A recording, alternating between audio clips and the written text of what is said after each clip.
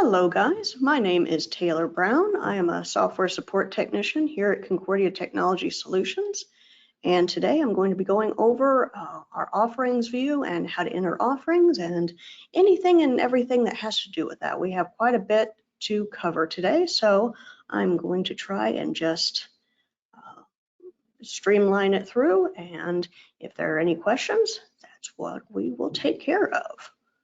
All right then.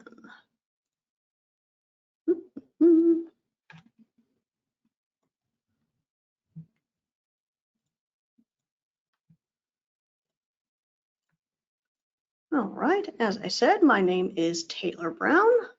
I've been here for just almost about 2 years, and I've been enjoying my time here at CTS and just being able to help any churches that need any technical help. Who would have thought that, you know, I could serve churches and be a computer geek all at the same time, right? So this is all my information. So if you have any specific questions, either that I don't get to today, or if it's more specific just to your situation, please feel free to just email me or to just give me a call. If I'm on another call, just leave a voicemail and I'll get back to you. So all phones and microphones have been muted. You guys just get to hear me. I'm very jealous like that, but otherwise that chat window, you guys go ahead and just ask any questions you have and I'll be happy to help you. And if I am not able to help you, my colleague here, Rod Kiles, he will be able to answer any and all your questions. And you know, he's been a very good mentor. I think whatever questions you have, he'll be able to handle it. And if not, both he and I, we're going to find you that answer. So let's see. So just as an overview for this webinar, you know, I'm just going to go over the class agenda right now. And then once we kind of go over an overview of the offering page, then we'll have a bit of a discussion, just different aspects of the offering page and how to enter offerings and just anything that goes with that. Then we'll just have a brief 5-minute intermission. Then I'll be talking again.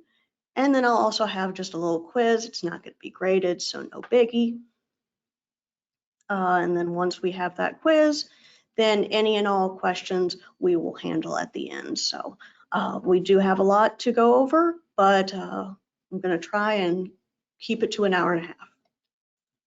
So first, we're just going to go over funds. It's a little hard to, you know, send in offerings if you don't have a fund to contribute to. Then we'll go over envelopes, and then as well as renumbering envelopes.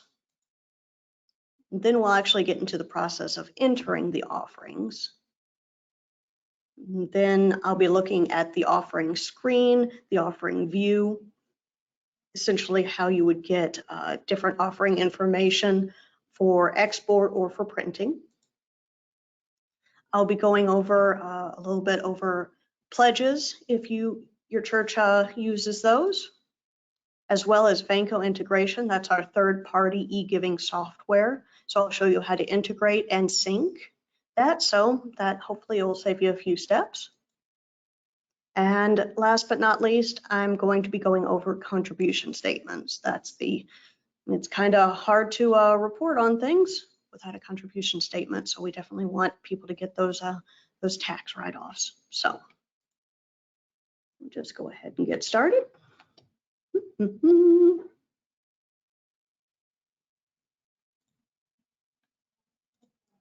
All right, then.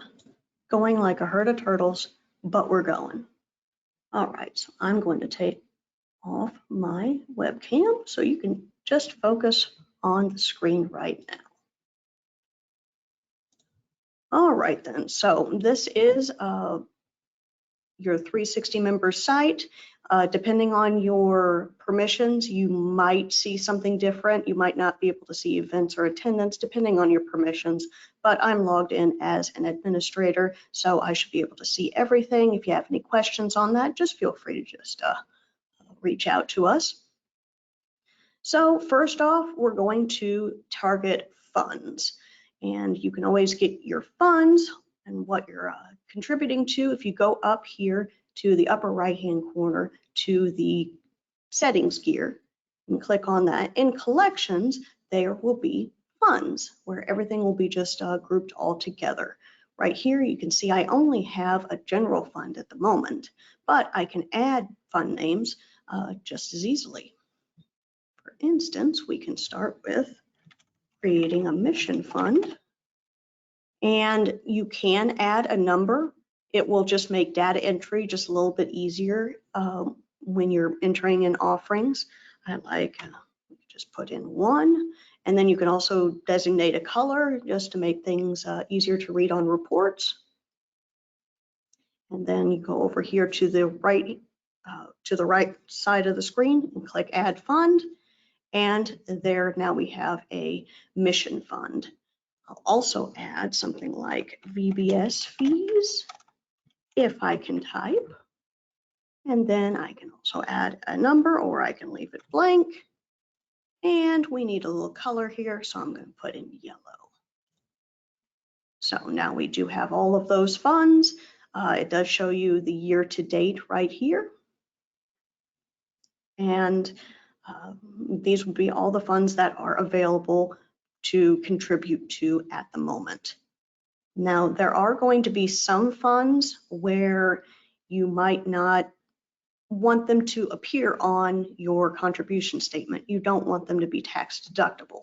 To do that, you could click on whatever fund is in question. You just highlight it over here. It looks a little orange right here, and just click on it. Then you'll have an option to check whether or not you want to exclude the fund from contribution statements.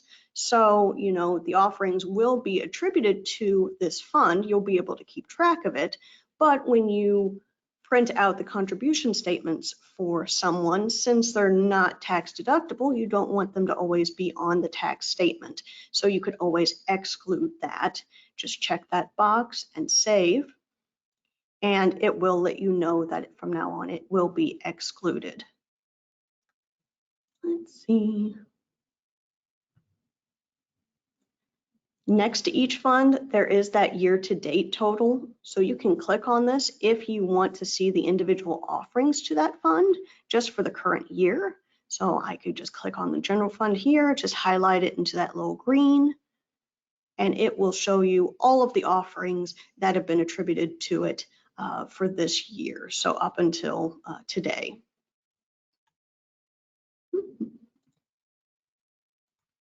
Now funds, you know, they come and go, so you are always able to delete or deactivate different funds. The difference would be if you have any contributions towards a fund, then you'll only be able to deactivate it because we still want to have those records available.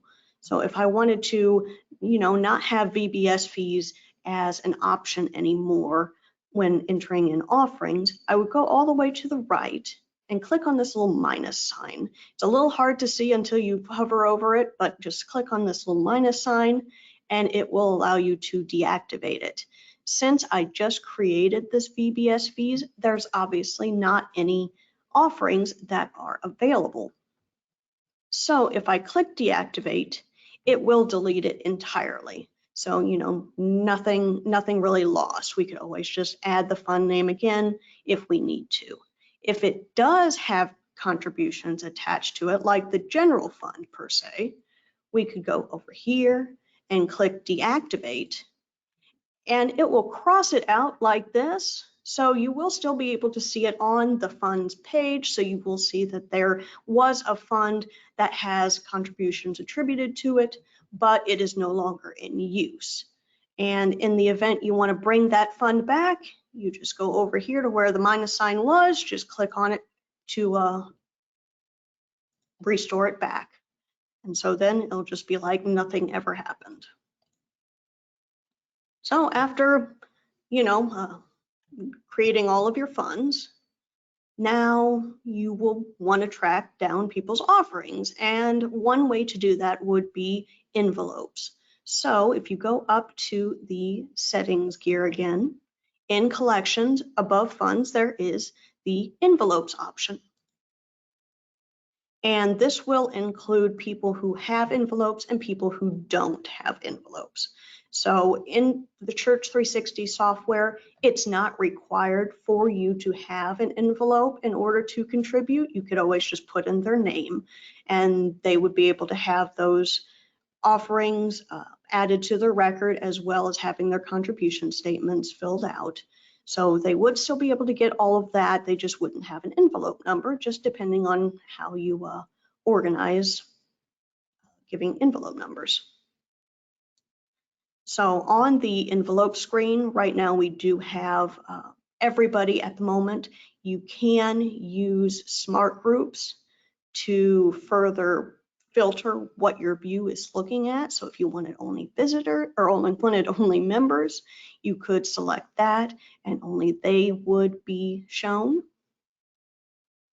And you know, if you wanted to look over who is giving jointly or who is not giving jointly, as far as married couples, you could always just choose married people and it would show anybody who does have a marriage on their record, and it will let them know if they are contributing jointly or separately. Here we have the Callaways as well as the Kyles. They are contributing jointly, so when the contribution statement is printed, both of their names are going to be on there. The tax deduction will be applied to both. And if they don't have, if they're not labeled as being giving jointly, like the Tenons right here, Tammy just wanted to have her own envelope, then she could continue to have her own envelope number. And Thomas here, he would be able to give offerings if he needed to, but he just wouldn't be contributing jointly, though he does still have Tammy as a spouse. So the spouse column, it doesn't automatically say that they are giving jointly. It's just letting them know that there is a marriage on file. So you could always just see who, you know, would want to be contributing separately, and you can just make sure that each spouse has their differentiated contribution statements there. When contributing jointly, it is required that the couple be married. This is just due to, you know, tax purposes. It is a tax document, so if you want to contribute jointly, if you want to file jointly, then you do have to have a marriage, at least in the system. The next column would be the current envelope. And, you know, there are some people who don't have them and some people who do. Just anybody who has a current envelope at this moment, they will be listed right here.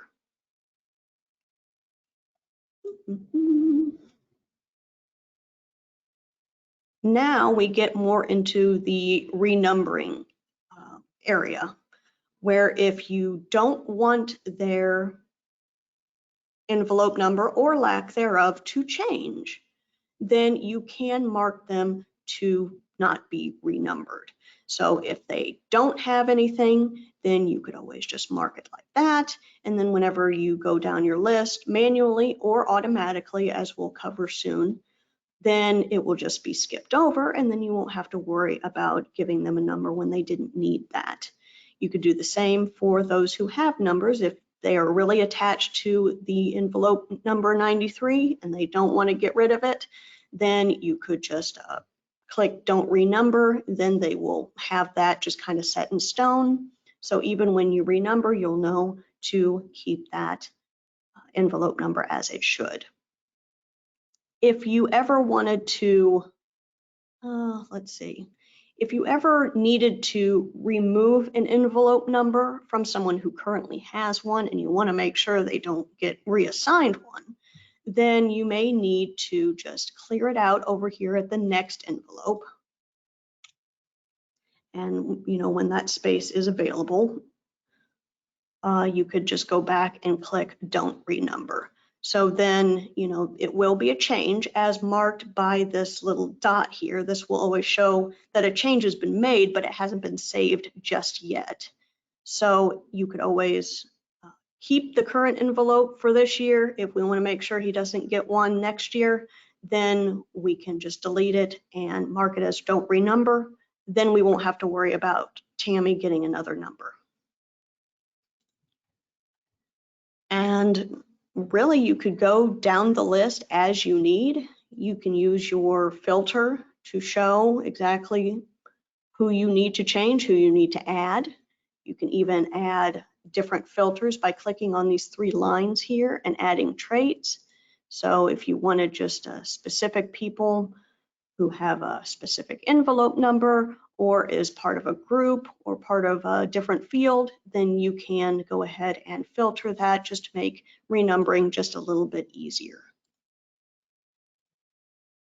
And this is all the manual process. There is also an automatic process, as denoted down here on this black bar down here. So you do have the option to automatically renumber envelopes, and you can even choose the starting number. Let's see. So after you choose the starting number, you can click renumber, and it will automatically assign, just going down the list, as just in ascending order, and it will ignore those who are labeled to not be renumbered. So this would be all everybody being renumbered alphabetically, however it is that you need to order them, or you could go in and change it manually however it is you need. So if everything looks good, you can apply those changes. If they're just not jiving with you, you can always just discard these changes. It will go back, and you can just renumber again. The renumbering utility does honor whatever filter you have. So in the event you wanted to just renumber the members and just renumber just these people, you could just click renumbering. And so everything has been renumbered, but when you take the filter off, you can see that those who are not members, they have not been affected. So it's just kind of a tip or a trick so that you can make sure that the people that you want to renumber are automatically renumbered, and those who you want to ignore, you can ignore them if need be. Just anything to make things just a little bit easier for you. You may run into people already having an envelope number. So if you had wanted to add in a number and it was already taken, then Church360 will let you know. It will say, oops, there is just something wrong here. You're going to have to change that first. So if you didn't want one person to get it, then you would need to just delete it, as well as give them a new number, like 4. Then they would be able to add 25 once it goes through. But in the event that you just want to automatically renumber them, this is the way to go. Down here, there are options to apply changes, which will happen immediately, or you can schedule the renumbering for maybe the 1st of next year. So really, you can renumber any time of the year if you so need. In fact, if you schedule a renumbering, say for January 1st, you could just save that so that whenever you go back to the envelopes view, it will let you know, hey, we have something that's scheduled. You can only have one scheduled renumbering at a time, so this will show you exactly what is going to change and when it is going to change. And up until that day that it's scheduled to be renumbered, you can change it. So you can always go up to edit scheduled renumbering. If this is just not jiving with what you need for your numbering, you can just click on here and it will just reopen it. for the scheduled envelopes, and you can make changes as you need. You can delete the scheduled renumbering. This will clear out all of these changes. So it will go back only to the current envelopes if that happens. When editing the scheduled renumbering, you also can determine if you want to change the date. So if you schedule it for January 1st of 2022, and then you're like, we want to give people a buffer, so maybe we want to add 15 days to that. So we want it to be more in the middle of January instead. So we could always just reopen it like we're going to edit it. You can edit your envelopes as you need. And then once you go back to save the scheduled renumbering, it will give you that option to change that date. So then you could always just choose to add 2 more weeks if need be. One thing I have noticed as a technician is sometimes people will schedule it, but then they will want to apply the changes immediately. There really isn't a way to kind of take out that scheduling date and replace it immediately. However, you can save the renumbering for the next day. So, you could always just choose whatever day it is that is after today, and then you will know that that renumbering will go through by midnight tonight your time.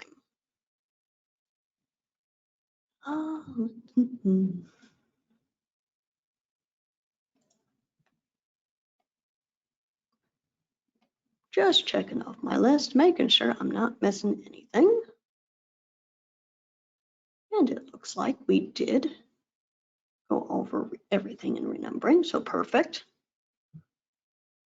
Another thing that I think is important to mention is after the renumbering has occurred, whether you applied the changes immediately or if you've scheduled that renumbering and that scheduled date has passed, there really is no way to go back. There is no undo. So you can always print out a list of what the current envelopes are and what the scheduled envelopes are. So in the event that you need to go back, either for historical data to find out what last year's envelope was and who it was attributed to, I would recommend making sure that you print out an envelope list before you actually go through with the renumbering process. Well, how are we going to do that? I'm so very glad you asked, even though you're muted.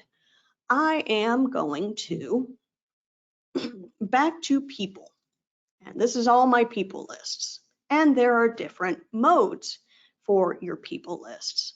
So we have individuals and households, mostly membership data. That will be what you would use. But there's also a giver's view. If you click on that, then this will show all the giving records all on one line. So if they are by themselves, then they will have their own line as they are an individual giver. If they are a marriage and they are giving jointly, then they will be on the same line as well, just to show exactly, how many givers you have without duplication. So here you can have your envelope numbers and your next envelope numbers. If you didn't want to show on your list the addresses, you could always just choose what columns you want to show. And then that would be your list of envelopes that you could either download into Excel or you could print directly from the browser. Really, whatever you're most comfortable for. So if you're really concerned over what the next envelope numbers are going to be, maybe you'll need them in the future, then it's always a good idea just to make a list just in case. You could also use these column headers to sort according to whatever the numbers are. So if you want it to be a little more organized, you could always just click the header, and then that would be your list. The giver's view is also a really good way to print envelope labels. So if you print from the individual or household view, then it will show the address and other information like that, but it won't include the envelope number. Now sometimes we need that for our labels, so we're going to go back, we're going to stay here to the giver's view and go over here to download. And you have the option to download mailing labels. Now these mailing labels are going to look a little different from the individual or household labels. And in that, you can actually add the current or the next envelope numbers to those labels. You can print addresses if you need to. You can change the template as you need. And if you have barcodes, intelligent mail barcodes from your postal service, then you can add that as well. And once everything is all finished, you can generate and then go ahead and just print those out.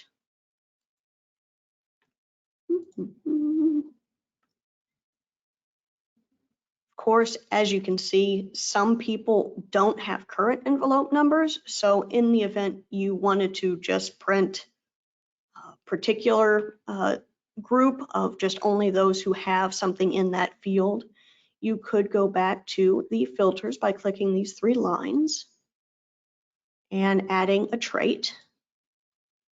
And I believe if you go down here to envelope number, this will be the current envelope number. So we want people who have an envelope number right now. And that will filter just those who have anything in this column.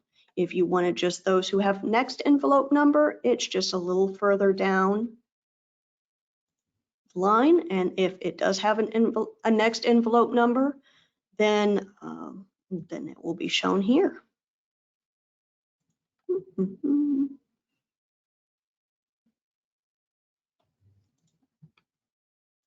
Now, we have our givers, we have our envelopes, we have our funds. Now it's time for the nitty-gritty. Now we need to enter in the actual offerings.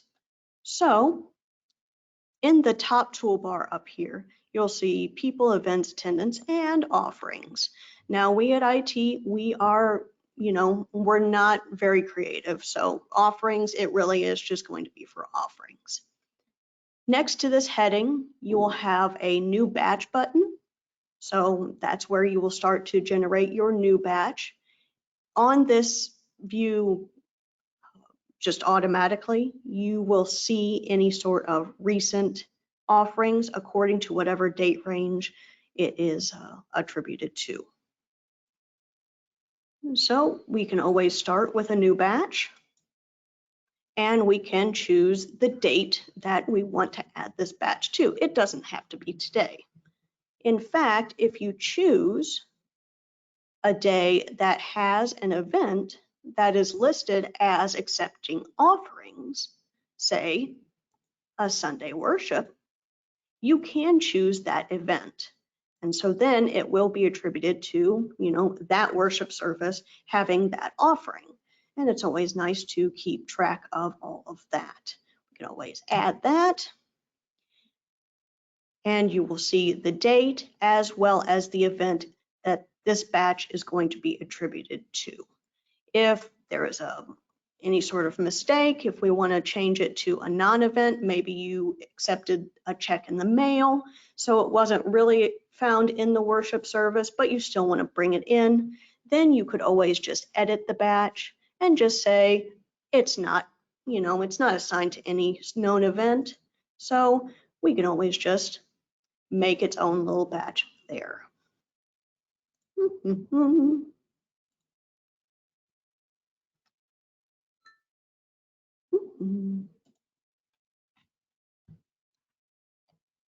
So I am one who likes to use her mouse a lot, but that's not always efficient, especially when you have a lot of data to enter.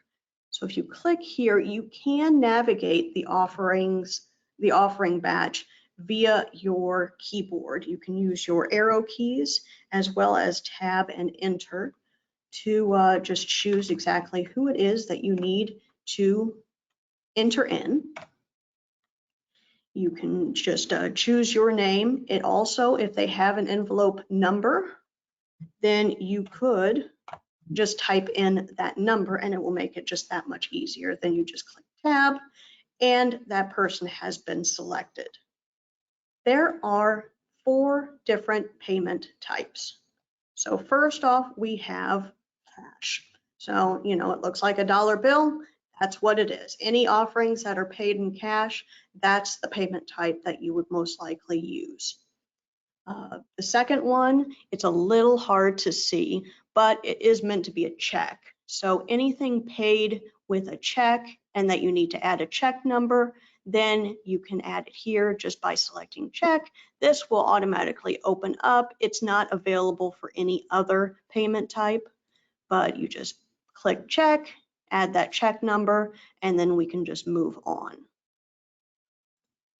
The third kind would be electronic. So, you know, if you use any sort of e-giving software, then this would automatically be what you would want.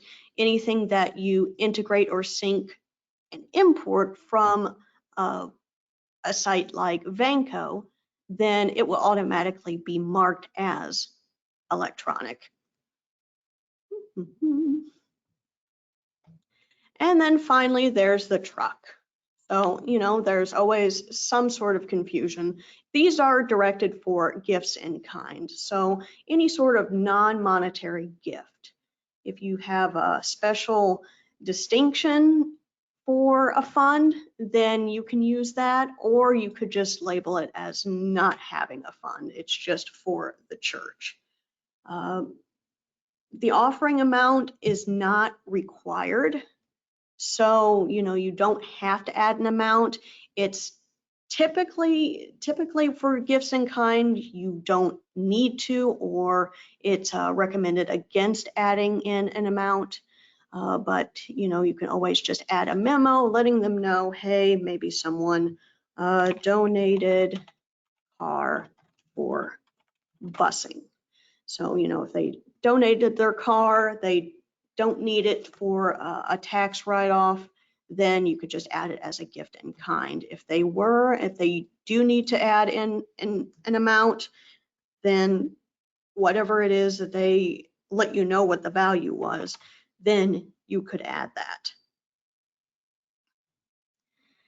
After you choose everything, if you're at the end, whether it's at the memo or the total, then you can either press enter to just complete this offering, or if this person gave multiple things for multiple funds, then you can click tab. And here it will still be the same payment type. So if it's still going to be the gift in kind, then you can say that they, you know, donated maybe a lawnmower or any other sort of gift in kind. Then they can just click enter and that will be added into the in kind and total. Once that's been entered, you could just start on to your new person. We can start with Tim and we'll just click tab. We determine exactly what it is that we're entering in. Say he gave us a check. So I just click 2 and so it's automatically on check.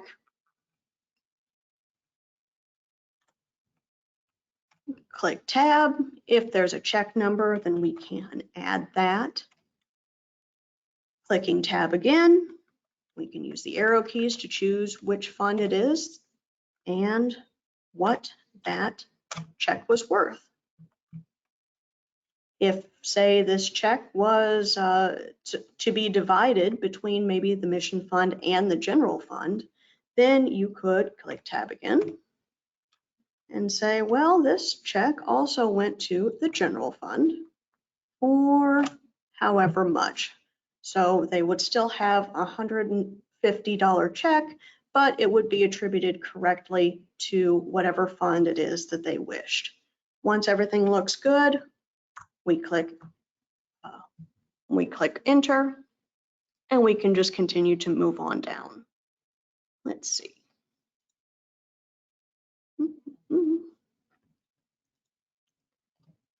So thanks to giving colors to the funds, it just makes it a little easier for you to see. Here you can download this list if you wanted the batch printout. If you also wanted to have all of these totals, you could print directly from the browser, and it would just open up this this print preview on what you wanted to show. You'll notice that the memos are they are missing if it's in portrait mode. You can always go to landscape mode, and then it will be shown. So as long as there's enough paper, then the memo would be shown.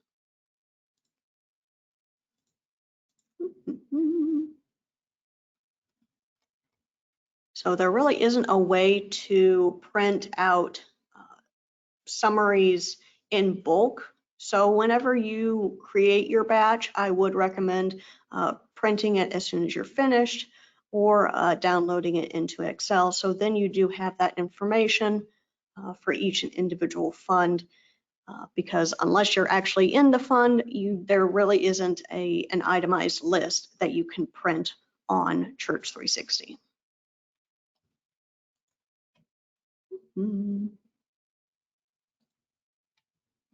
Now, after we have entered in this offering, as long as you pressed enter, and you can see these funds are colorized, so these have all been saved. So Taylor and Tim's offerings, they are part of this no event batch.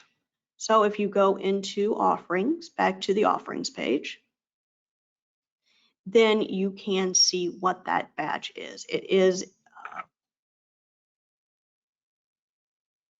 is now part of your offering record, so it is being attributed to them. They don't have an event, but they do have a date, and it does let them know what funds go where. But what if I come back and say, well, something changed in that batch, or I want to add on to that batch? Then on this offerings view, if we scroll over each of these, you'll notice that there are some that are highlighted in orange. Well, depending on where you are hovering, it's going to highlight the entire batch. So if you just choose one offering, it's going to show you everything else that's on that batch. If you needed to edit it, you could just click into the white area once it's highlighted, and it just reopens your batch there for you. So then you can go in, you can delete by going to this minus sign. If, say, that offering was incorrect, we can go in, we can delete, we can go in and add different offerings. Say if there was just something that wasn't counted, then we'll just add on to that, and this will be your new batch that you can re-download or reprint, just depending on whatever it is that you need. In the event that you just want to start from scratch, there is this delete button, and it will just wipe it on out. If you just want to start from scratch, you can just delete it. It will say, are you sure? And once you click on this again, it is out of here. It is gone for good, and you can always just restart a new batch if need be.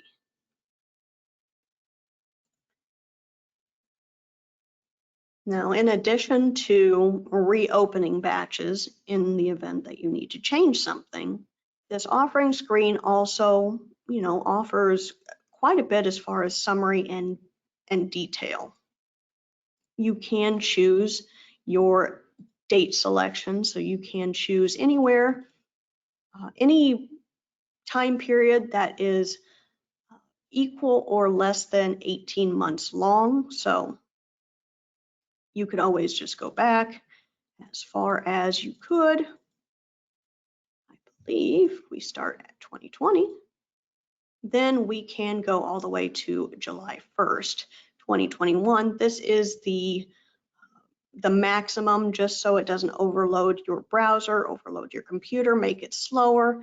So it is limited to just 18 months as far as the offering view, but it does give you quite a bit of information if you need that. You can also use the sliders in addition to the date selection. So if you just see there's nothing here, then you can always just bring it on just a little further and it will just trim it that much more.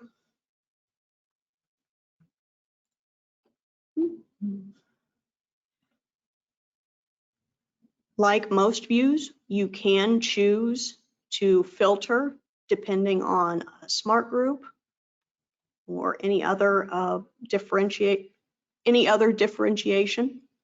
Can you tell that's my word a day? Anyway, you can just choose to just show members, and it will just show what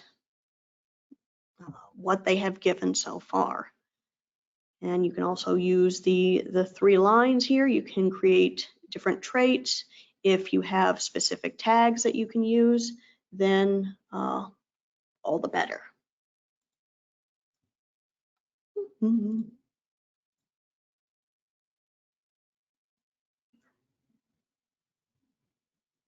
And next to this, let's just exit out of that.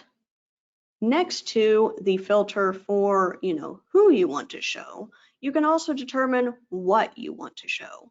If you want offerings, if you want all the details, all the nitty-gritty, then you can choose offerings. But if you're looking for more of a summary, you can choose between a summary by fund or by giver as well. So if you wanted just something specific for what they've given in this range, then this would be all of their information. It would have their pledge data, it would have their giving data, and it would give you just an idea on, how well they've been giving according to what they've pledged.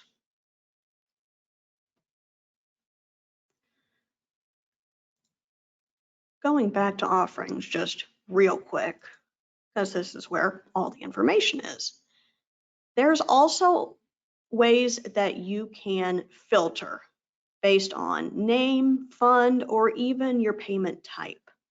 If you go over here, if you hover over here in the white area, it'll highlight everything. If you click on here, it'll take you to the batch. But if you go over to maybe a name, it'll highlight just a little bit different, and it'll highlight in green. So maybe I just want to see what my offerings have been. I just want that filter. If you click on this person's name, then the filter up here will appear. So then you can just go all throughout the different dates, different date selections, anything that you need, it will all be filtered to show only this person. And just to undo that filter, you just have to exit out of it, and it just goes back to the way it was. You can do the same thing for funds. If you wanted to just show what's been taken to the general fund, then this would be your total. And last but not least, there is also type. So in the event that you were just interested in what people have been giving online or electronically, you could select here and just highlight it into this, this green sort of color. Just select that, and the payment type can be a filter as well. And sometimes if you're overlooking some things from Vanco, if something just doesn't look right, I always like going here to the offerings, filtering by electronic, just so then I can see just exactly what it is that has been given. And you will notice that some of these electronic offerings don't have funds, and some are even of people who are not currently in the members' software. So the offerings will still come in, but they won't be attributed to a member's record until that member's record has been created. So things that have been tied to Troy Belton and Sally Baxter, since they're more in a lowercase format, this kind of shows that they are attributed to a name that is actually in the member's software. People like Rob Calloway and Dave Abbott, they might still have members' records, but they haven't been connected, which is what we're going to go over soon. And then once we connect that via the Vanco sync, then we'll be able to definitely see that difference. So after pledges, that's what I'll be going over. Let's see. And once you do find a filter and just anything it is that just generates a good report that you would want to revisit every once in a while, you can go over here and save that report. So then you can just go over to reports, go to what you've saved, and it just goes straight to this view, just to save you just that little extra bit of time. And like every other view, they can be exported and they can be printed. Printing, it's sometimes tricky depending on how many columns they have, but otherwise it should just show whatever is in the browser. If you want to show even more, you could always download it into Excel and it'll give you each and every column that you need. So this is a good way to generate different offering reports. If you have something in particular that you have in mind, please feel free to just ask us in chat, or you could just email me or give me a call, and we can always figure out whatever offering report fits your needs. So I need a little glass of water, so I'm going to just set a 5-minute timer and I will get back to you, and we'll just have this little intermission and then we'll tackle down pledges, Vanco, and contribution statements. So I'll see you just in a few minutes. Thank you, guys.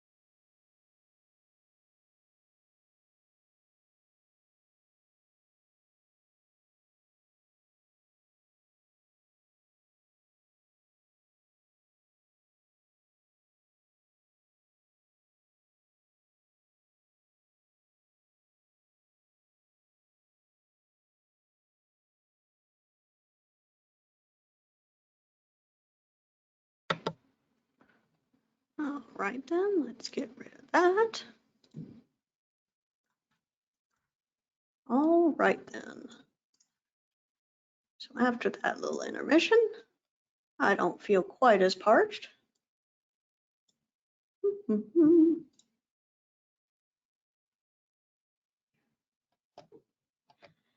Now we can focus on pledges. Now, let's see. To access all of your pledges, we're going to go back to this settings gear. And in collections, there's envelopes, funds, and pledges. You know what? Just get them all together. Now here on the pledges menu, there are two different views. So there's active and then there's all. So if you created a pledge and you're not seeing it here, it might be that the time has just passed for it to be active. So you can always go over here where it says show active pledges and just select all. And any pledges that have ever been added, despite whatever date it is that you've put in, they will show from then on. Let's see. Your pledges can be entered before or after offerings have already been given by a person. So as long as it's to the correct fund within the correct date, then that will automatically be added to the given to date total.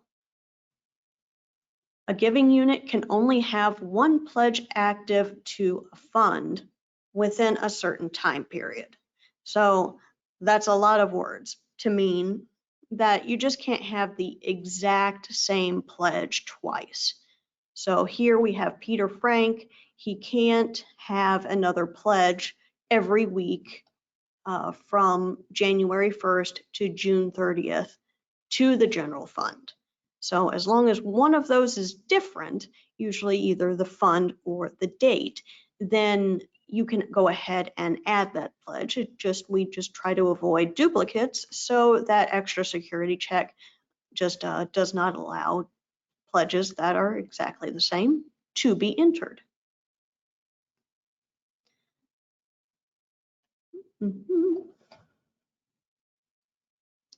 So to enter a pledge, right here on the top, you would select who your giver is.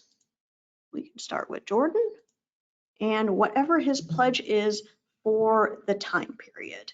So for $1,000 a month for a 12-month span, then the total pledge is going to be $12,000. So if we wanted to just have, if Jordan just wanted to give $100 a month, then his total pledge is going to be $1,200, and he's going to give it every month. He'll show that it will go from the beginning of the year all the way to the end of the year. And he can determine what fund it is that he wants to send it to. So the total amount, he wants to give it every month, and then that will be the pledge that he wants to give.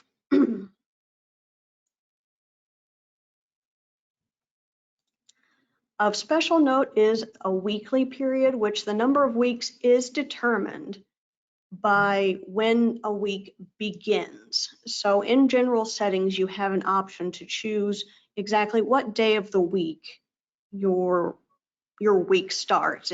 Sometimes people want Sunday, some people want Saturday, some people want Monday. Whoever chooses that has to keep in mind that this can affect pledge dates and pledge weeks. So depending on exactly when the week starts, you might have, instead of 52 weeks in a year, you might end up having 53 weeks of offerings just due to the arrangement. So as long as that's kept in mind, then all should be well. If you're ever interested in what they have already given to date, then you can click on here, just like on the offerings or on the fund menu, you can always just choose here, and it will take you to whatever it is that they've been given. Naturally, I haven't given it, or Jordan hasn't given anything so far, but this will update accordingly whenever you add those offerings in.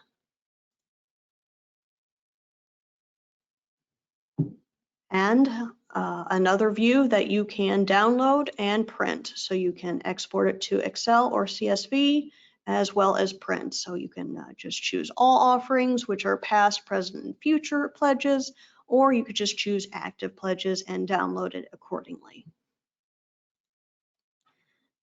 Now we can go to Vanco Integration. You know, we have a lot of websites. With COVID, there's been a lot of online giving. So Vanco Integration, it's the most popular it's been. So let's just go ahead and go over that. Vanco is a third-party e-giving site. So you would need to have an account with them in order to integrate. But to access the integration utility, you would go back to the settings gear, and instead of going to collections, we're going to switch it up and go down here to administrator and go to Vanco Integration. With Vanco Integration, you just enter in your integration credentials once, and then it should routinely sync from then on. The only exception would be if you had different payment types. So Vanco will end up giving you a specific web services client ID, user ID, and password. It will not be the same as what you use to log into your Vanco account. You would specifically have to ask them for syncing credentials, and they would give it to you accordingly. If you have multiple ways of donation, say if there's one way for them to give online and one way for them to donate to Vanco through texting, then you would still have two different credentials based on those different ways that they have been donated.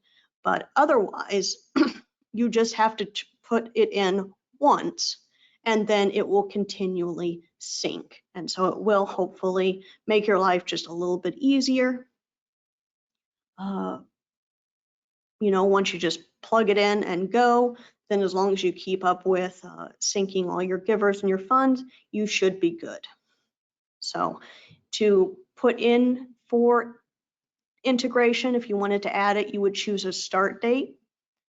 Whenever you had started using Vanco, or whatever date you want to start attributing to your members' records, this is what you would choose. So whatever your first donation was, that would probably be the start date that you would want to choose. Then you would enter in the client ID, the user ID, and the password specifically from your Vanco representative. Once the sync is set up, it is just it's there, and it will sync about every 6 hours, give or take, depending on, you know, servers, internet flow, and internet speed. About every 6 hours, it will sync with your Vanco account, and it will import those givers, funds, and offerings as they come in. As such, if you need to change anything for a Vanco offering, you would need to make that change on your Vanco account. As it's just an import software, there's nothing that you can do in Church360 to edit Vanco offerings. This is just a security, I hate it when I lose my train of thought, but it's just a security issue that it's protecting. So whatever it is that the person who donated it, whatever the fund or whatever the amount was. If they cannot edit it, then you would need to go into your Vanco account to make those edits. It does routinely sync. So if you're not seeing something that you're seeing in your Vanco account, then you could always go up here to where the credentials are. You're going to highlight it in orange, as you can see, and you can choose to sync right now. So if you just want it to be the absolute most up-to-date as it can be, you can go up here and sync now. And it will let you know that it's like, okay, we're going to send out a request. Vanco's going to send us that information. I'll let you know when that sync is finished.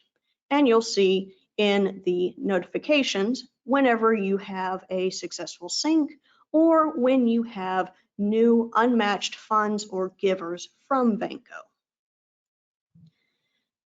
So in order to match funds and givers on this Vanco integration, down here we have synced givers and we have synced funds. In synced givers, you can see that there are some who are kind of grayed out and those who are green. So the ones that are green have already been added. So see, our sync has already been completed. So everything is all up to date as far as Vanco and Church360 is concerned. Now we just have to make sure that the Vanco givers, they are being attributed to the correct members' records. So here we have Dave Abbott. He's not yet matched. If we just click on his area right here, we can use the drop-down menu and we can find whatever his member record is. So maybe instead of Dave, his name is David. So as long as we have that connected correctly, then we can just choose them from the drop-down menu, click link, and down here you can see exactly what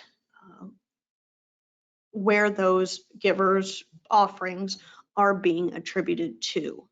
In the event that you just make a mistake, you don't want this person to be connected to it anymore, you could always go to the far right to where this little minus sign is.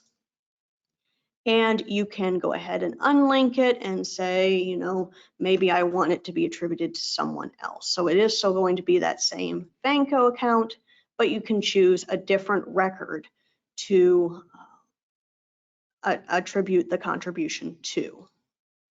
So once you just unlink that, then you could just determine exactly who it is that's going to get that offering instead. Same with things like Rob Calloway. You can choose your member's giver if he has a spouse. Like Robert and Betty, we want, even though it's attributed from Vanco, just from Rob's account, we want it to be added to both Robert and Betty's contribution statement because they're giving together. So we would choose them and we would link. If you notice that there is a name that you just don't have a record for, you could either create one for them and link them if they wanted their contribution statement. If it's just kind of a one-off thing, they don't want a contribution statement at the end of the year, then you could go over here to select it. Instead of clicking, choosing someone and then linking them, you could go over to the minus sign and just choose to ignore them. So we will still be getting their offerings, and you know, it will still be showing in the offering view, and it will be shown it's by Chris Gibson and Alicia, but we're not going to have a member's record to print out a contribution statement for them. So once everything has been synced, you should be good. Notifications up here, there is sometimes some confusion. You know, you would have to physically exit out of that notification for it to completely go away. Otherwise, it's always going to tell you that you have new unmatched funds or givers. So, you know, once everything has been matched, if it's either ignored or if it's green, then you're all good. You can just exit out of it. And these messages will also let you know when each sync has completed.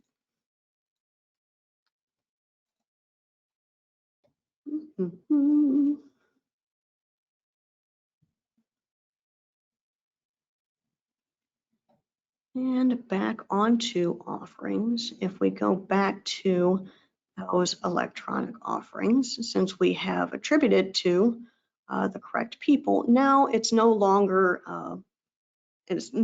capitalized. It doesn't look like someone went crazy with caps lock. It's all been attributed to an actual member's record, so you can actually see that. So once everything's been attributed, you can also see when these batches came in. However, if you go into a Vanco batch, it's going to be locked. So you're not going to be able to actually change the fund or the amount. You can add a memo if if you're moving from something from one area to another. If it was made in mistake, you can always add a memo, but other than that, it would all have to be from your Vanco account. So now that we have all of our offerings, we have our funds, everything, now we just need to make that last tax report. So for contribution statements, we're going to go back to the people menu, and you can choose the givers view, or you could choose individuals. It's just completely up to you. But once you have your list of people, you can continue to filter it.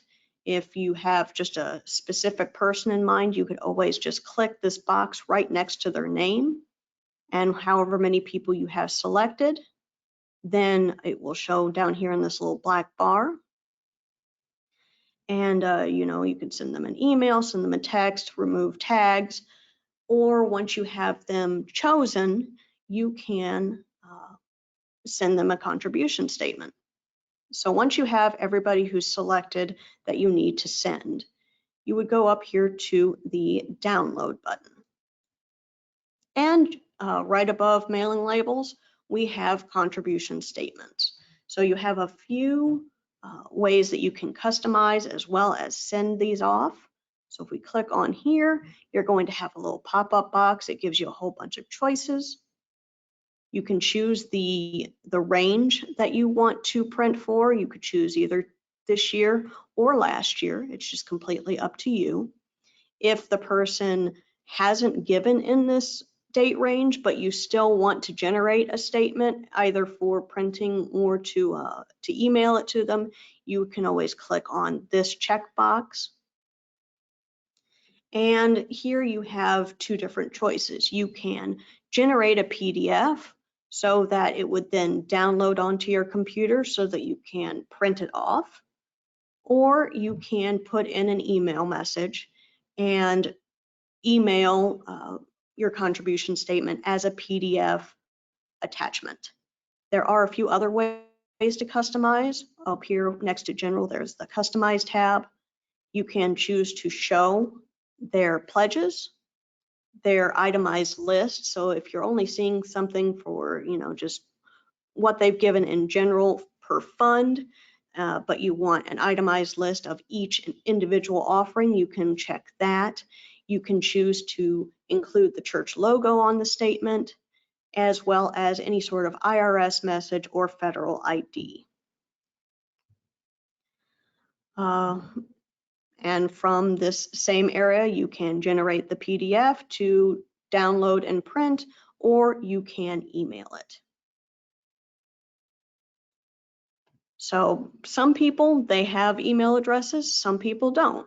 And some people have preferences on how they would prefer to have their statement given to them. Some people would prefer print, some people want to be emailed. So one good tactic would be to actually enter in tags. So if a person just specifically wants to be emailed their statement, you could always just add a little tag just stating as such. You can have as many tags as you want, so it shouldn't overwhelm people on the membership side. So, once you add that tag, it'll just be another way that you can filter. So instead of just any sort of members, I could choose instead to add a trait and just choose whoever has a tag of email statements. So any person who has this tag, this is who I want to email statements to. So I could select them all if I wanted to, download it in contribution statements. Once I make sure it's customized how I want it to be, I can review and email it. It will make sure that, the person who we're trying to email actually has an email address added to the record. And if it does, we'll check it. And this is where we want that PDF to be sent. So once we check on that, we press send. And in just a couple seconds, I might have to refresh. Then the notification is going to tell me that that statement was delivered. And I am seeing it in my mailbox, so it went pretty quickly. By that same principle, you could also use tags for anybody who wants to print their contribution statement. And with that list, you could just select them, download contribution statements. We can customize it however it is that we want. And then we generate the PDF that'll be ready for printing. And then we can just give it to them however it is that they need. I believe that is just about it. I did have a few quiz questions that I just wanted to reiterate. So let's just go ahead and just try out this quiz.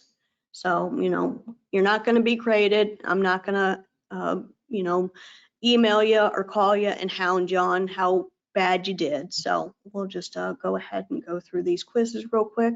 And then the rest of the time will just be for any of your questions. So one question that I do sometimes run into is, if it's non-tax deductible, is there a way to keep that specific fund from actually appearing on your contribution statements? So if you could you just go ahead and just give me your opinions?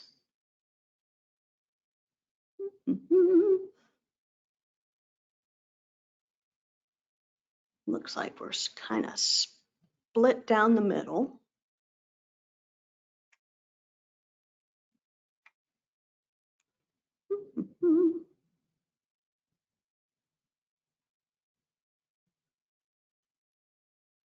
All right then.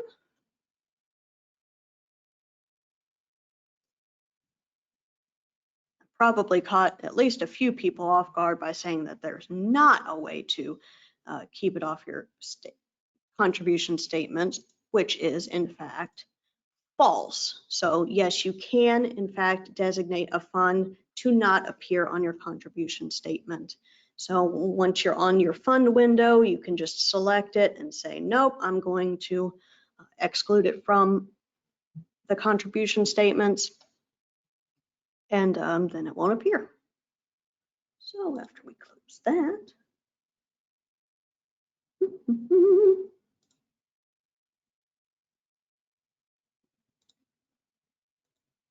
now, another question would be to be listed on the same envelope as well as to give jointly. A couple has to be married.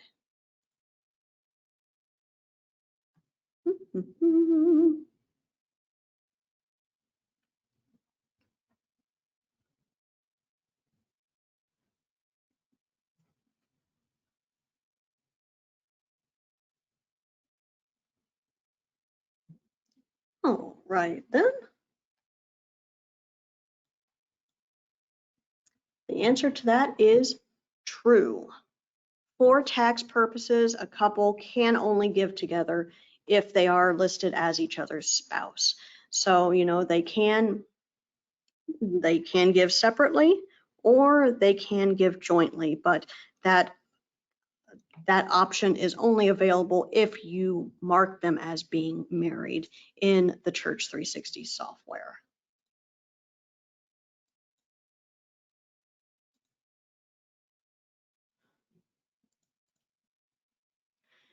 Is this true or false?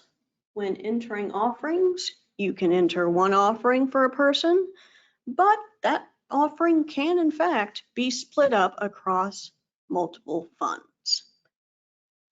Is this true or am I lying?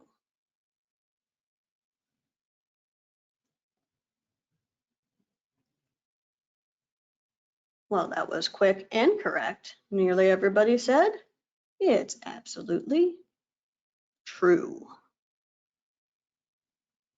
So you can always just click the tab button just to continue to add more and more offerings to a different fund.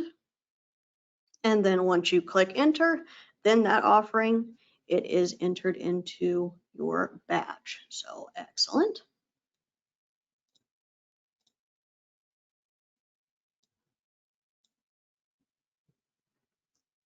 So on the offering screen, there is an option to filter, but what field or fields can I use?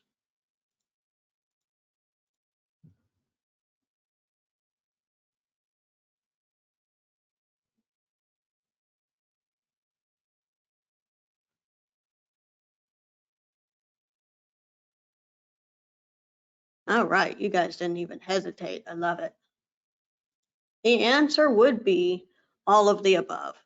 Not very good with asking questions, but it is always good to keep in mind that you can filter using givers, the payment type, or any sort of a summary or detail. And last but not least,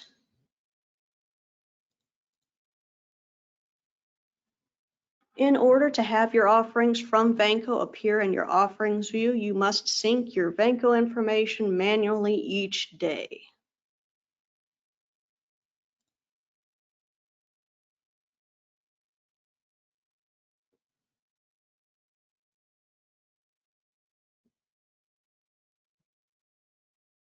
Nothing fooling you guys. That would be false.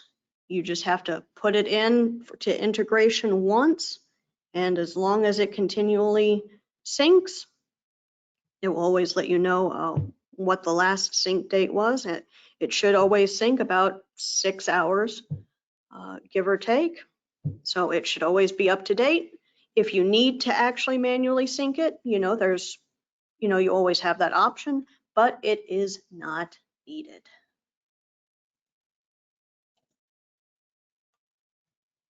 So I'm going to look at questions here. Does anybody have any questions? Let's see.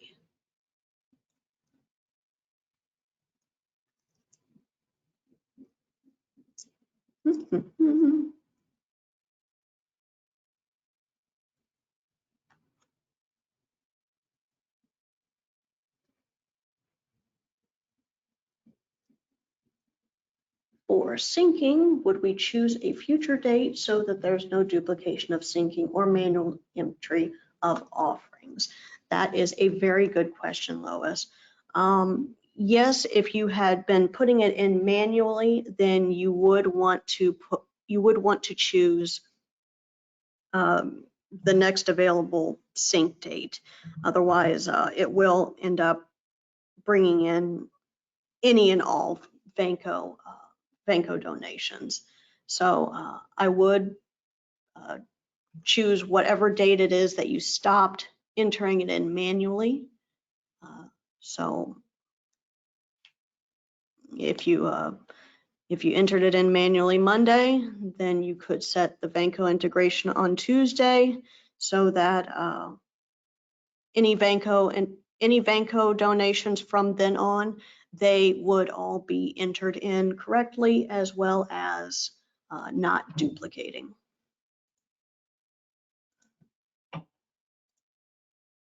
Let's see. Cheryl Bosman. I need to leave this webinar. How to export the members' contributions to print end-of-year statements.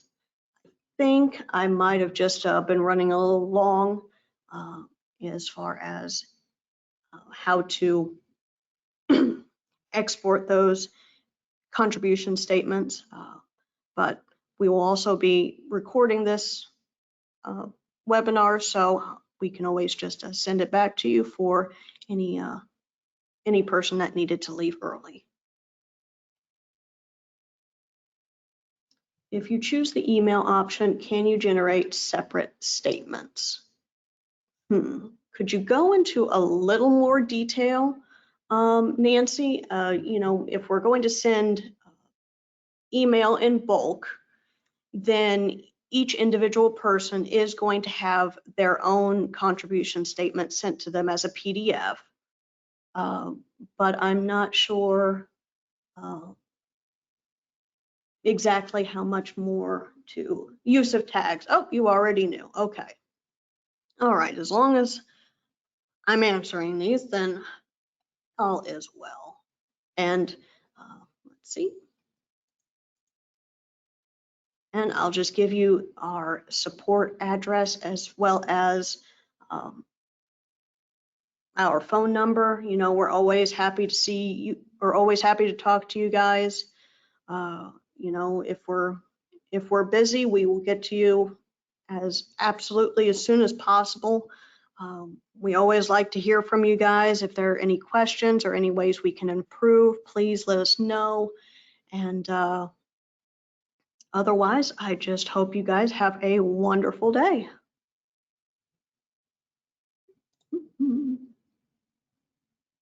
All right. Oh, one more. Can you add a non-member's name and contribution to a batch offering?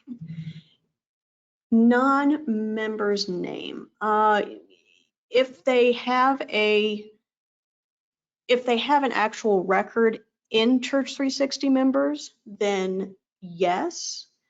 If you wanted to just add someone who you don't have a record in, you could add them in as a loose offering and then add their name in as a memo. If you didn't need to send them a contribution statement, then you could always just do that.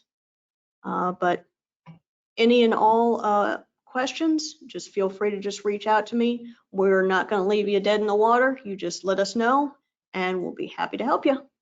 Thank you so much, guys, and have a wonderful day.